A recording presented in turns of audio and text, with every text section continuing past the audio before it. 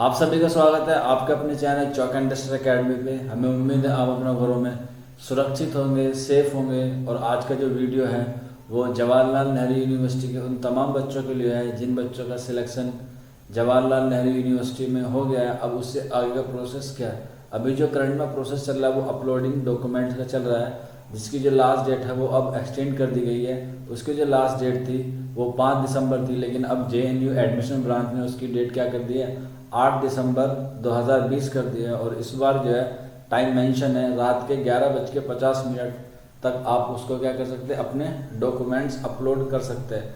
उस टॉपिक पे हम पहले ही तमाम वीडियो बना चुके हैं, जिसको आप हमारे चैनल की प्लेलिस्ट कोर्स डिटेल में जाके आप वहाँ से देख सकते हैं कि डॉक्यूमेंट्स अपलोडिंग करने का क्या सिस्टम है। हालांकि बच्चों को अब भी बहुत सारी प्रॉब्लम का सामना करना पड़ रहा है, क्योंकि जो लोग होते हैं, जो बच्चे होते हैं, उनको पूरा तरीके से ऑनलाइन प्रोसेस का नहीं मालूम होता है। तो घबराने की ज़रूरत नहीं है। जिन बच्चों को अब भी प्रॉब्लम आ रही है वो आप हमारे कमेंट बॉक्स में हमसे पूछ सकते हैं, या फिर आप हमारे व्हाट्सअप नंबर 9045220432 पर भी हमसे पर्सनली कॉन्टैक्ट या व्हाट्सअप कॉल के द्वारा आप हमसे बातचीत कर सकते हैं। हम आपको अच्छे से गाइडलाइंस प्रोवाइड कराने की पूरी कोशिश करेंगे। अब बात करते हैं कि इसकी सेकंड मेरिट कब आएगी। तो मैं आपको बता दूं कि JNU की जो सेकंड मेरिट है वो मे बी 8 दिसंबर के बाद ही आना पॉसिबल हो, क्योंकि 8 दिसंबर से पहले कट ऑफ नहीं आएगी। और अगर कट ऑफ आएगी भी तो किन कोर्स में आएगी और किन कैटेगरी में आएगी। तो लगभग जो आंसर की आती है सेकंड, वो सारे कोर्सेज में नहीं आती है, कुछ ही कोर्सेज में आएगी। और जिन कोर्सों में आएगी उसमें भी सिर्फ कुछ ही कैटेगरी की आएगी, क्योंकि JNU का रूल होता है, ये प्रोसेस होता है कि वो जब भी कोई नेक्स्ट मेरिट निकालता है तो 2 या 3 सीटें बाकी बचती हैं, तो उसी पे वो क्या निकालता है, सेकंड मेरिट निकालता है। और वो भी किसी कैटेगरी, यानी कि सारी कैटेगरी की मेरिट नहीं आती, कुछ ही कैटेगरी की क्या आती हैं, मेरिट आती हैं। तो जो बच्चे सेकंड लिस्ट का इंतजार कर रहे हैं वो थोड़ा अभी इनको और इंतजार करना पड़ेगा, क्योंकि अभी एडमिशन ब्रांच ने क्या है, डेट एक्सटेंड कर दी है। ये भी हो सकता है कि आने वाले मंडे में ही वो जारी कर दे। आप बने रहिए, जैसे भी कोई इन्फॉर्मेशन होगी हम आपको इसकी तुरंत इन्फॉर्मेशन देंगे। और जो बच्चे हमारे चैनल पर नए हैं उनसे रिक्वेस्ट है, प्लीज़ आप हमारे चैनल को सब्सक्राइब कर ले और बेल आइकन को प्रेस कर दें। तो अब जैसे आप अपना डॉक्यूमेंट्स अपलोडिंग कर दिए हैं कुछ बच्चों ने, तो कुछ बच्चों की ये भी क्वेरी आ रही थी कि सर उसमें सबमिट का ऑप्शन नहीं आ रहा, तो हमें कैसे पता चलेगा कि आपका हमारा जो फॉर्म है वो सबमिट हुआ है कि नहीं हुआ है। तो घबराने की बिल्कुल भी ज़रूरत नहीं है।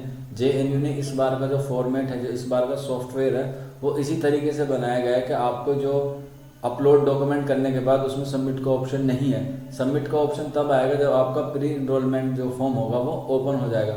उसमें आप करेक्शन के लिए देख सकते हैं, अगर आपको कुछ करेक्शन करने की ज़रूरत होगी तो आप उसमें करेक्शन करके तब उसको सबमिट करेंगे जब आपका प्री इनरोलमेंट आ जाएगा। ये मैं अपने एक्सपीरियंस से बता रहा हूँ। हालांकि JNU ने अगर कोशिश की, या JNU क्या हो सकता है कि कोई दूसरा प्रोसेस भी ले ले, लेकिन अकॉर्डिंग टू मी, मेरे अनुसार यही है कि आपका जो सबमिट का ऑप्शन इसलिए नहीं आ रहा क्योंकि जब आपका प्री इनरोलमेंट का फॉर्म खुलेगा तो प्री इनरोलमेंट में ही आपको क्या मिलेगा, सबमिट का ऑप्शन मिलेगा। और जिन बच्चों ने एक्सटेंशन लिया है या जिन्होंने अंडरटेकिंग का फॉर्म फिल किया है उनको भी घबराने की बिल्कुल भी ज़रूरत नहीं है। वो बिल्कुल निश्चित रहिए, क्योंकि जैसे अब आप सोच रहे होंगे कि एक्सटेंशन फॉर्म तो 15 दिन तक है, लेकिन अभी तक उनका रिजल्ट नहीं आया, उनका कैरेक्टर सर्टिफिकेट नहीं आया, उनका माइग्रेशन फॉर्म नहीं आया, तो घबराने की बिल्कुल भी ज़रूरत नहीं है। JNU उसके लिए अलग से आपको गाइडलाइंस प्रोवाइड कराएगा। और जैसे भी कोई इन्फॉर्मेशन आती है एडमिशन के रिगार्डिंग, एक्सटेंशन फॉर्म के रिगार्डिंग या माइग्रेशन फॉर्म के रिगार्डिंग, तो हम आपको तुरंत उसको अपडेट देते रहेंगे। तो घबराने की बिल्कुल भी ज़रूरत नहीं है।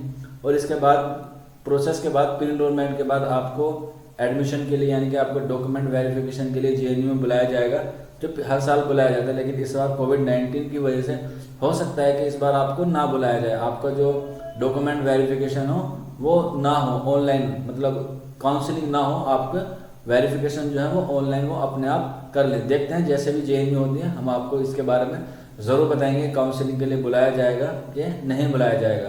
अब हॉस्टल वाली बात है कि हॉस्टल में जो अलॉटमेंट होगा वो किस तरह से होगा।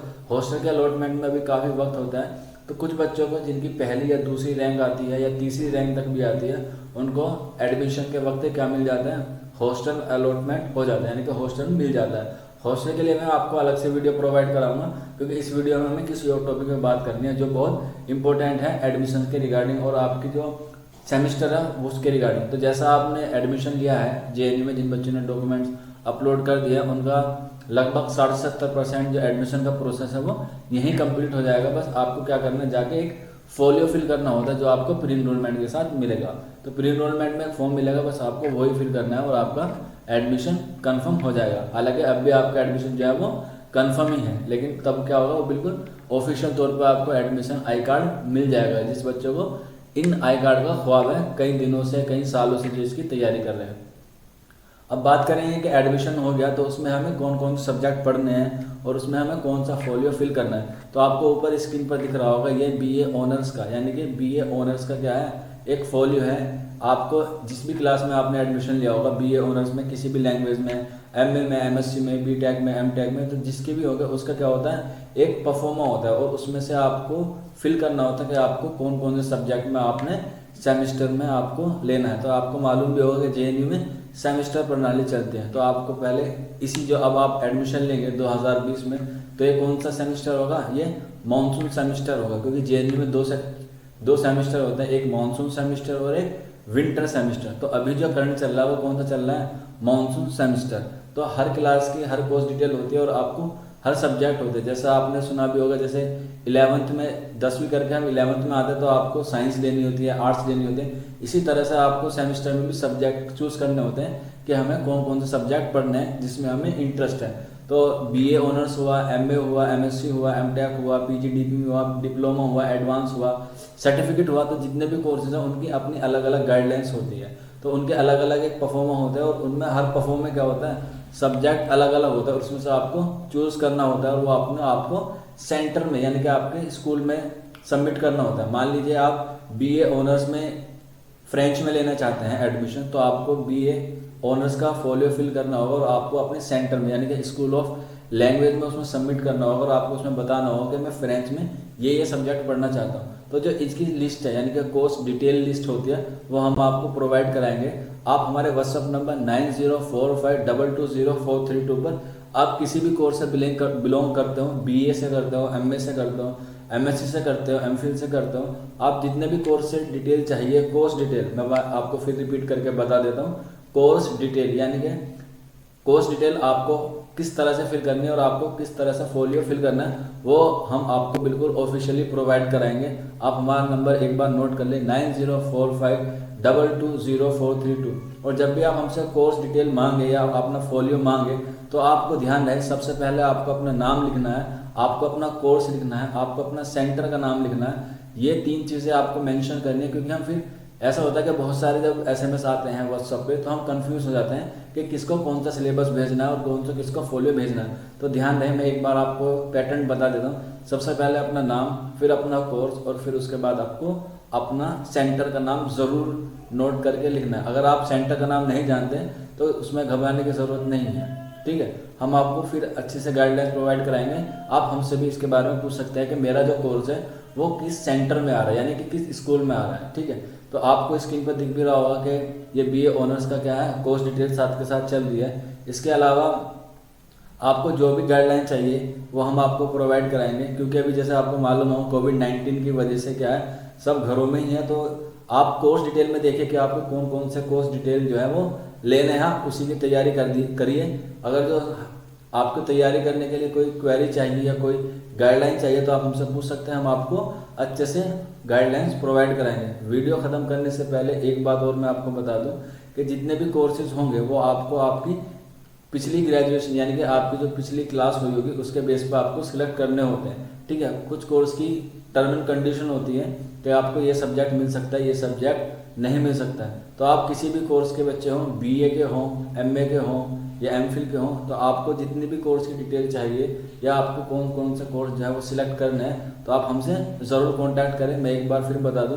9045220432। आप हमारे व्हाट्सएप नंबर पर पूछ सकते हैं। हम आपको व्हाट्सएप नंबर के द्वारा आपकी जो कोर्स डिटेल है यानी कि आपका जो सिलेबस है, बिल्कुल शुद्ध देसी जबान में कहें जो आपका पाठ्यक्रम है वो आपको हम प्रोवाइड कराएंगे। क्योंकि बहुत सारे बच्चों को नेट प्रोसेस के बारे में नहीं पता होता है, तो उसकी जो पूरी डिटेल होती है वो आप तक पहुंचाना ही हमारा क्या काम है, हमारा यही काम है कि आपको जो कोविड-19 की वजह से जो पेंडेमिक टाइम है उसके जो परेशानियों का सामना करना पड़े और आप परेशानियों का सामना ना करना पड़े और अपने घर में रह कर ही आप अपने सेमेस्टर की क्या कर सकें, तैयारी कर सकें। तो बस आज की वीडियो में इतना ही था। उम्मीद है आपको हमारा जो वीडियो है वो पसंद आया होगा।